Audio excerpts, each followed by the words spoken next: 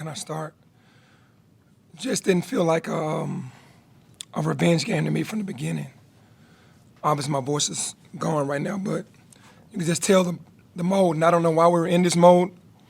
We knew what was at stake, home court, getting Tulane coming in, who was right behind us, and an opportunity to play in front of a crowd on a beautiful day with Lorenzen's jersey being retired, and Coach Penny's bobblehead being presented today. Didn't do a good enough job to win the game. Kudos to Tulane. They were better. They stayed connected, and they believed that they could win, and they did.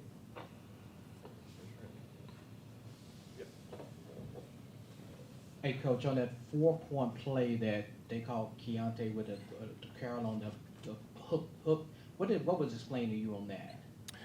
He said that that Elijah hooked him. He hooked under Elijah, and then when Elijah tried to box him out, it looked like a hook and hold. That's what he explained. The last shot Kendrick got in overtime, was that how you drew it up? Did you want him going to the basket? Or Yeah, I drew it up to go to the basket. He just decided to pull it back and shoot the three. Hey, he's made shots for us before.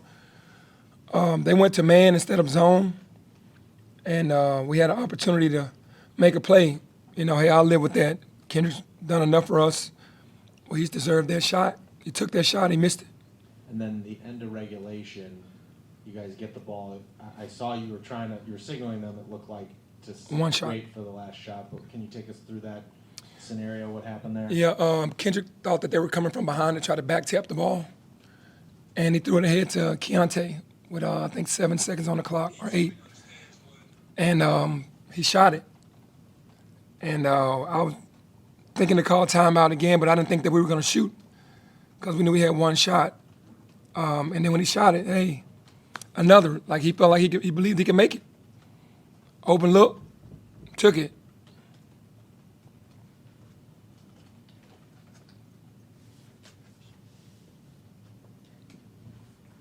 What do you take away from this game? I just took away that, you know, that team has been chasing us like we were chasing Houston. You know, Houston was always a big dog. And Tulane was us last year. They're hungry. They got their same unit back. And you can just tell from the beginning of the game that they wanted it more than us. And no matter what I said, we couldn't get in that same mind frame. We just knew we were going to win the game just because we were at home. So what I take away from that is, you know, obviously I already know this, but can't take anything for granted. Penny, about the beginning of the game, there was that deal with Jalen Forbes. What happened there? Just a fine basketball player, just believing in himself. And I'm trying to pump up KD to go around him. And he basically was like, nah, he ain't going around me. So basically he was jawing back at me about that he wasn't going to allow KD to beat him off the dribble. Was that kind of like when you knew that they had their ears pinned back? Yeah, you could see it right away. You knew what it was already. You know, the way they celebrated at Tulane, you knew that was something that they look forward to, you know, beating us, beating Houston. And they're trying to get their respect. So, yeah, you can see it right away.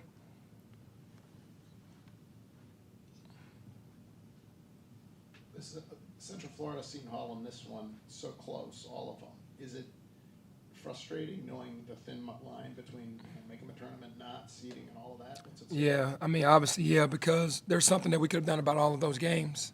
Communication, make your free throws, you know, get a stop down the stretch without giving up a basket. So many things that we could have done in all those games. I was there late in regulation.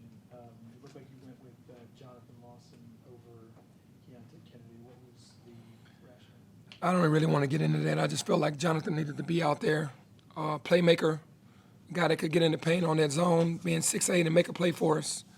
He got a big tip on the steal and the press, kind of understands that better, the pressing side of it. Keontae was scoring more, but at that point I felt like I needed a guy out there that could make a play for us defensively, and Jonathan did. Penny, is part of the issue with this team maybe matchups, and especially when they go small and have different scoring options? I'm not going to make that excuse. They're just, they've been together. They know what they want. We know what they want. We had a full week, even though we didn't practice the first 3 days because of weather. We still know who they are. And kudos to them. They came out and played a hell of a game. They knew to shrink the court. They knew who to get the ball and take shots. They were trying to, collapse the court on, KD and DeAndre. We just turned the ball over too much. We got 12 turnovers between DeAndre and KD. That leads right into my next question. What caused the turnover? Was it self-inflicted? Was it something they were doing, or was it something else? Well, they were just shrinking the court, packing the paint, trying to make us take jump shots.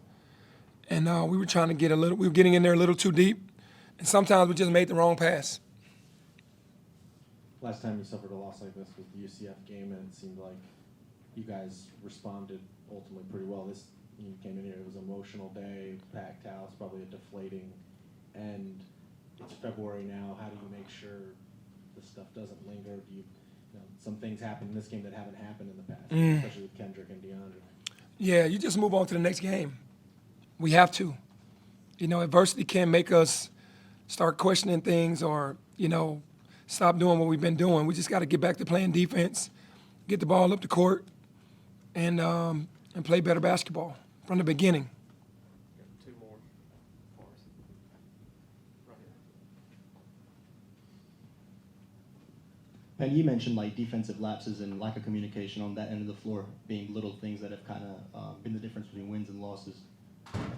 What do you attribute that to, especially when Tulane Pope kind of was wide open on that baseline cut end of overtime?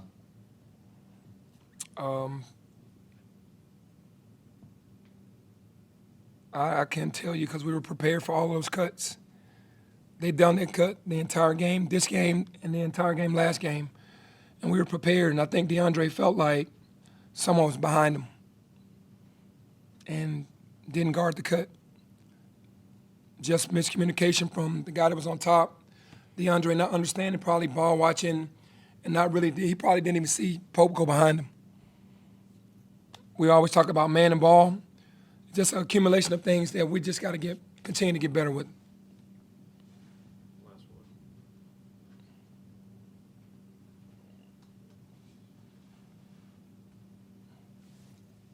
So, what was the mood in the locker room? What did you say to the team?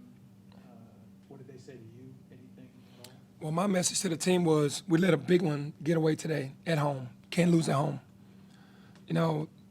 Much respect to Tulane, but we didn't play hard enough today and fight hard enough. The tougher team won. We weren't tough on a day where we should have been. We just got to learn from it. Let's see what we learn from it when we go to South Florida.